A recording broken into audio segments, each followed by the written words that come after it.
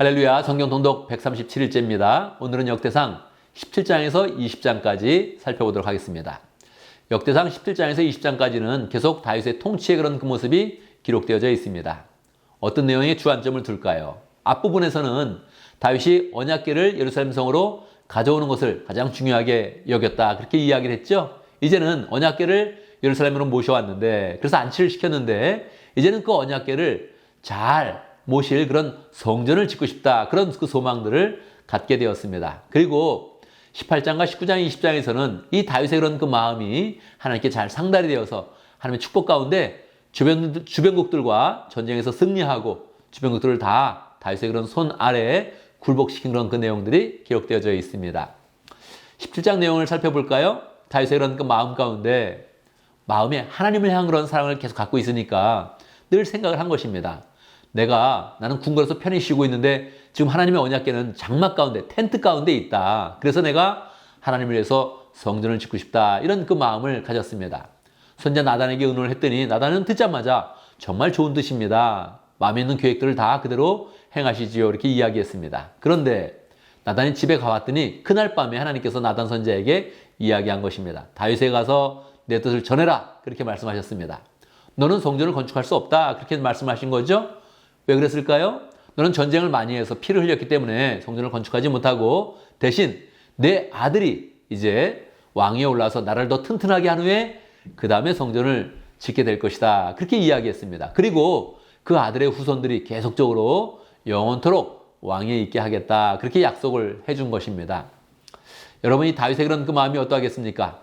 성전을 못 짓는다, 이 말이 섭섭한 것이 아니라 내 아들이 짓게 하겠다, 이 말이 더 크게 들렸고, 그리고 후손들이 영원토록 왕위에 있게 한다니까 너무너무 기뻤던 것입니다. 그래서 다윗은 찬양을 하게 되고 하나님께 기도를 하게 되죠. 16절에 보면 다윗의 기도가 길게 나와 있습니다. 주 하나님, 내가 누구이며 내 집이 무엇이기에 주님께서 나를 이러한 자리에 오르게 하셨습니까? 다윗은 기억이 생생한 것입니다. 나는 목동이었다. 사실 나는 아버지 일곱째 아들로서 집에서도 인정받지 못하는 아들이었다. 그런데 내가 어떻게 왕이 되었으며 내 후손이 어떻게 왕이 되어서 영원토록 왕위에 있겠는가? 너무너무 감사해서 그것을 마음의 기도로, 찬양으로 하나님께 드렸던 것입니다. 그 찬양의 그런 그 내용이 27절 마지막 절까지 기록되어져 있고요. 18장에 가면 분위기가 바뀌어서 다시 주변국들과 싸우는 그런 그 내용이 나와 있습니다. 1절, 블레셋과 전쟁합니다. 블레셋은 강한 그런 나라였는데 가드 지역을 다 뺏고 그 마을을 빼앗아서 복종을 시킵니다. 그리고 2절에 보면 또 모압 족속과 싸우고요. 그에게 이제 또 전쟁에서 이겨서 조공을 받게 됩니다. 5절에 보면 다마스커스 시리아에게 또 조공을 받게 되고요. 계속적으로 11절에 보면 에돔과 암몬과 아말렉과 모든 그런 족속들과 싸워서 이기게 됩니다. 다 조공을 받는 그런 관계가 되어지죠. 그 이유를 말하고 있습니다. 무엇입니까? 13절. 다윗이 어느 곳으로 출전하든지 주님께서 그에게 승리를 안겨주셨다. 하나님께 도와주신 것입니다. 왜요? 다윗의 마음 가운데 하나님을 섬기는 그런 마음을 가장 중요하게 생각했기 때문입니다. 이러한 은혜를 입을 때 다윗은 또 왕을 하나님의 말씀으로 통치한 것입니다. 14절. 다윗이 왕이 되어서 이렇게 온 이스라엘을 다스릴 때 모두 공평하고 의로운 법으로 다스렸다, 그렇게 이야기하고 있는 것입니다. 하나님을 잘 섬기고 하나님의 축복이 있을 때 다시 또 하나님의 그런 법으로 백성을 통치하니 하나님이 가장 다윗을 사랑하는 그런 왕이 되었던 것입니다. 또 이러한 그 다윗의 그런 그 모습은 예수 그리스도의 통치를 보여주는 것입니다. 왕이 된다고 그냥 높임을 받고 섬김을 받고 사람들을 압제하는 것이 아니라 하나님의 말씀으로 공평하게 정의롭게 그 통치를 나타내는 것입니다. 예수 그리스도의 그 통치를 그대로 보여주고 있는 것이죠.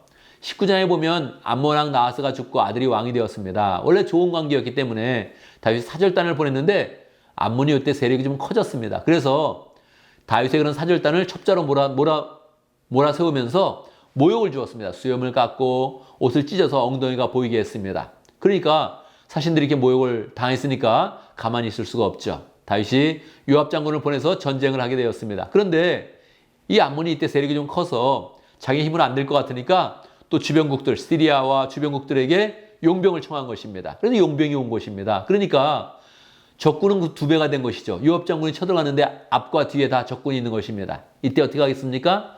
하나님을 열정적으로 또 의지하여서 하나님의 힘으로 싸우면 이길 것이다 이렇게 믿는 가운데 싸웠더니 역시 하나님께서 승리를 주셨습니다. 이제 시리아가 다시는 암몬을 돕지 않겠다 이렇게 결단하고 다윗을 두려워하게 되었던 것이죠. 20장에 보면 다시 한번 또 전쟁을 하게 됩니다. 암몬과 한 번 더 전쟁을 하게 되는데 이때 또 요압 장군이 나가서 랍바를 포위하고 함락시켜서 많은 그런 전리품을 가져오게 됩니다. 암몬 왕은 금면류관 큰 것을 쓰고 있었는데 그것을 가져오니까 다윗이 그 뒤에 그 암몬 왕이 썼던 그런 왕관을 썼다 그렇게 기록하고 있습니다. 사실 이것은 좋은 모습이 아닙니다. 다윗이 왕관을 쓰고 호의호식을 하는 그런 그 모습은 좋은 모습이 아니죠. 영적으로 조금 더 나태했던 것을 보여주는 것입니다. 사실 이것은 사무엘 하에 보면 이때 밧세바와 동침을 하게 됩니다. 그러니까 이렇게 마음이 느슨해지면 역시 그의 그런 삶도 어렵게 되는 것이죠. 그런데 역대상에서는 다윗이 좋은 면만 기록했기 때문에 이렇게 밧세바 사건은 기록하지 않고 그냥 넘어가고 있습니다. 4절에 보면 블레셋과 또 전쟁을 해서요. 골리앗의 아우 라흐미라고 있었는데 이 라흐미를 또 죽이게 됩니다. 그리고 또 블레셋의 거인족 속의 후손 육손이라 그러죠. 손가락이 6개, 오른쪽 왼쪽 다 6개에서 12개, 발가락도 6개 큰 그런 거인이 있었는데 이 거인을 다윗의 형 시므아의 아들 요나단이 가서 쳐 죽이게 됩니다. 거인인데 어떻게 쳐 죽일 수 있습니까? 또 골리앗의 아우를 어떻게 쳐 죽일 수 있습니까?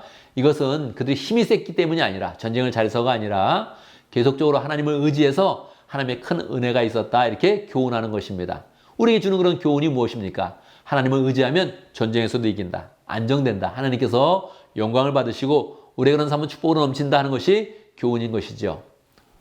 에스라도 당대에 포로에서 돌아왔던 그런 이스라엘 사람들에게 명확하게 그 교훈을 주는 것입니다. 우리가 이렇게 어려운 것은 하나님을 잘 섬기지 못했기 때문이다. 하나님을 더 잘 섬기자 하는 그런 내용으로 하나님의 계시를 지금 전해주고 있는 것입니다. 우리도 하나님을 잘 섬기면서 축복된 그런 삶을 살기 바랍니다. 감사합니다.